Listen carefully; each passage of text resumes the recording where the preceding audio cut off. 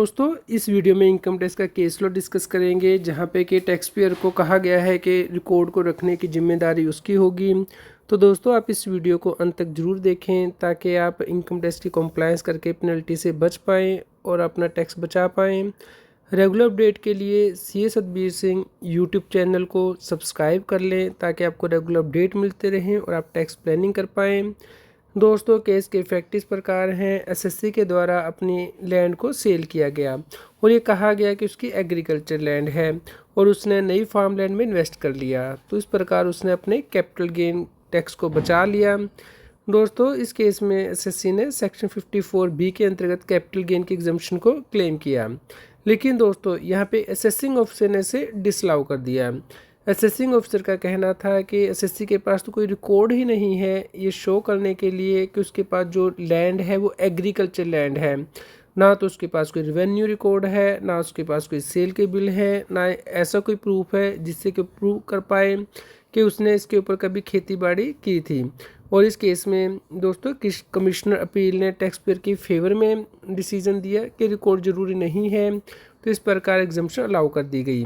लेकिन इसके अगेंस्ट फिर से दोस्तों जो इनकम टैक्स डिपार्टमेंट है वो आगे गया और इस केस में दोस्तों ऑर्डर को सेट असाइड कर दिया गया कि सीआईटी अपील ने जो डॉक्यूमेंट है वो नहीं देखे हैं और केस को रिमांड बैक किया गया है, क्योंकि यहाँ पे सीआईटी अपील जो है रिकॉर्ड को वेरीफाई नहीं कर पाया कि एसएससी ने कोई भी रिकॉर्ड नहीं प्रोड्यूस किया है कि उसने लैंड को एग्रीकल्चर लैंड के तौर पे यूज़ किया है।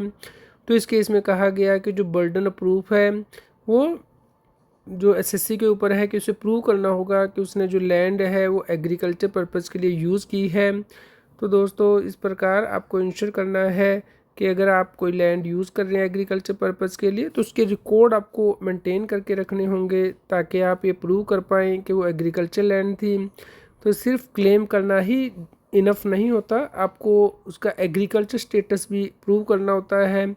और जैसे कि लैंड के रेवेन्यू रिकॉर्ड, खसरा, गिरदौरी टैक्स आपको देने होते हैं और आपने उसके ऊपर एग्रीकल्चर प्रोड्यूस की है उसके सेल बिल आपको रखने पड़ते हैं। आपने सीड्स फर्टिलाइज़र के ऊपर खर्चा किया है, इसके रिकॉर्ड आपको मेंटेन करके रखने होते हैं। तो दोस्तों इस केस में एप्लेंट अथॉरिटी ब्लाइंडली किसी को ओनर का केस अप्लाई नहीं कर सकती है।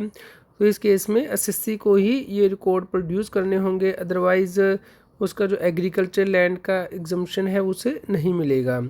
तो इस प्रकार सिंपल रूल है, अगर आपके पास प्रूफ नहीं है तो एग्जम्पशन अलाउ नहीं की जाएगी और इसकी वजह से आपको कैपिटल गेन टैक्स पे करना पड़ सकता है। दोस्तों इसके लिए कंप्लीट जो रूलिंग है वो आप हमारी वेबसाइट taxseal.com पे देख सकते हैं, लिंक मैंने वीडियो की डिस्क्रिप्शन में भी दे दिया है।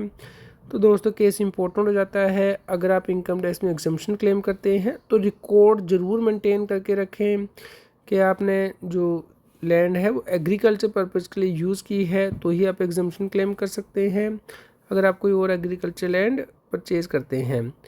दोस्तों इसी प्रकार के रेगुलर अपडेट के लिए आप हमारे व्हाट्सएप चैनल को सब्सक्राइब कर लें, QR कोड स्क्रीन पे दिया गया है। कृपया लाइक करें और शेयर करें ताकि सभी लोगों तक की जानकारी पहुंच पाए और वो टैक्स की कॉम्प्लायंस कर पाएँ।